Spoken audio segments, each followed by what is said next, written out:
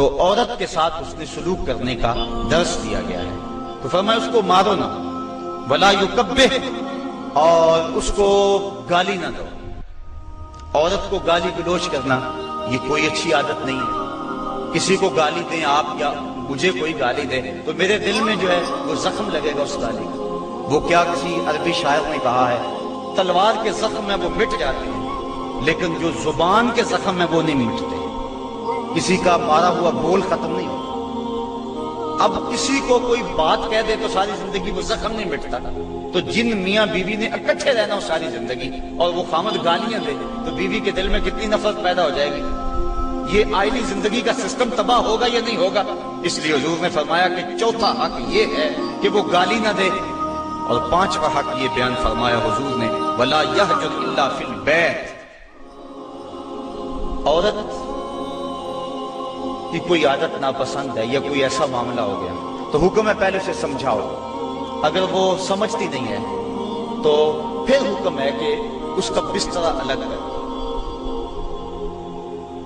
اب علماء نے اس کے ساتھ بھی شرط لگائی ہے، بستر الگ کرنے کا یہ مفہوم نہیں ہے کہ اس سے بول چال چھوڑ دو۔ اگر بول چال چھوڑ دو گے بچوں پہ اثر پڑے گا۔ بستر کو الگ کرنا یہ تمہارے میاں بیوی کا معاملہ ہے، بچوں کو پتہ نہ چلے، بچوں کی تربیت خراب ہو جائے گی اگر تم اس سے جو ہے وہ ایسا الجھاؤ پیدا کر دو گے۔ اور پھر کہا کہ فی البیت، اس کو الگ گھر میں کرو، اس کو میکے نہ بھیجو۔ اگر میکے بھیجو گے تو اس کے والدین کو تکلیف ہوگی، تو تمہارے دو خاندانوں کے اندر فساد بپا ہوگا۔ کیسی حکمت بھرے جملے ہیں۔ فرمایا ایک تو اس کو جدا کرو، دوسرا گھر کے اندر کرو، کسی تیسرے کو کانوں کان خبر نہ ہو۔ اور عورت جو ہے وہ تمہاری جدائی برداشت نہیں کر سکتی، کیونکہ عورت کی فطرت اور ضرورت ہے مرد۔ وہ مرد کو دیکھ کر تسکیف آتی ہے، اور مرد کا چہرہ اجڑ جائے تو گھر اس کو کھانے کو آتا ہے، گھر میں اسے سکون ہی ملے گا، ہر طرح کی دولت و آسودگی ہو، لیکن خامد کا چہرہ سیدھا نہ ہو تو عورت کو سکون ہی نہیں ملے گا۔ اس لیے فرمایا کہ تم اس سے ناراض ہو جاؤ، بگڑ جاؤ، لیکن گھر کے اندر بستر سے الگ ہو جا، الگ سونا شروع کر دو، لیکن گھر کے اندر، تاکہ بچوں کے حالات پر بھی فرق نہ آئے اور تمہارے خاندانوں کے اندر بھی تفریق نہ پڑے۔ تو کہا یہ حق ہیں عورت کے مرد کے ذمے۔ اب ذرا ان پہ بار بار غور کریں۔ فرمایا جو خود کھاتے ہو انہیں کھلاؤ، جو خود پہنتے ہو انہیں پہناؤ، اور چہرے پر نہ مارو، اور فرمایا ان کے بستر الگ کر دو اور ان کو گالی نہ دو۔ یہ حضور علیہ السلام نے عورت کے حق بیان فرمائے۔ اور پھر حضور نبی رحمت صلی اللہ علیہ وآلہ وسلم نے یہ بھی ارشاد فرمایا، اکمل المؤمنین ایمانا احسنهم خلقا وخیارکم خیارکم لأہلہ۔ فرمایا تم میں سے کامل ایمان اس شخص کا ہے جس کے اخلاق اچھے ہیں، خلق اچھا ہے، جس کا منہ میٹھا ہے، جس کی بولی ٹھیک ہے۔ تو کیا کسی نے کہا تھا لہجے میں اگر رس ہو تو دو بول بہت ہے۔ انسان کو رہتی ہے محبت کی زبان یاد، انسان کو محبت کی بولی یاد رہتی ہے۔ تو کہا کہ جس کا خلق اچھا، اور دوسرا فرمایا جو اپنے اہل خانہ کے ساتھ ٹھیک ہے، سارے زمانے سے ٹھیک ہے، گھر والوں سے ٹھیک نہیں ہے، تو پھر کیسے زندگی میں سکون آئے گا، طمانینت آئے گا، کیسے چین آئے گا؟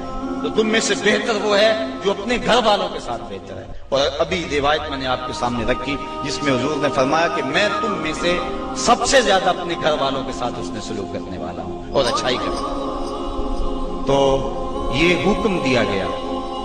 بعض مرد سمجھتے ہیں کہ ہم مرد ہیں اور ہمیں عورتوں کے ساتھ بالکل سیریس رہنا چاہیے، ان کے ساتھ کوئی مزاح نہیں کرنا چاہیے، جبکہ مزاح فرمانا چاہیے۔ عورتوں کے ساتھ حضور نے فرمایا ہے۔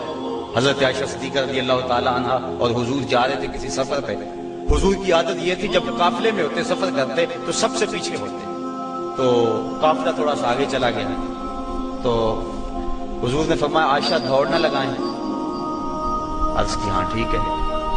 حضرت عائشہ صدیقہ رضی اللہ تعالیٰ عنہ کہتی ہیں کہ میں پتلی دبلی تھی، میں اپنے پاؤں سے آگے نکل گئی۔ یہ لفظ کہ حضرت عائشہ صدیقہ، یہ نہیں کہا میں حضور سے آگے نکلی، بلکہ ادب کا یہ عالم ہے، کہا میں اپنے پاؤں سے آگے نکل گئی۔ خیر معاملہ ختم ہو گیا، کافی عرصہ بیت گیا۔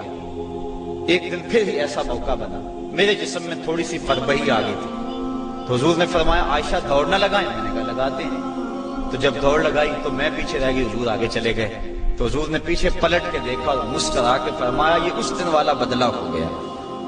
تو اب مزہ فرمایا حضور علیہ السلام، اور حضرت عائشہ صدیقہ رضی اللہ تعالیٰ عنہ فرماتی ہیں کہ اللہ کے محبوب علیہ السلام مجھے حمیرہ کہہ کے پکارتے تھے، یہ محبت کا عالم تھا۔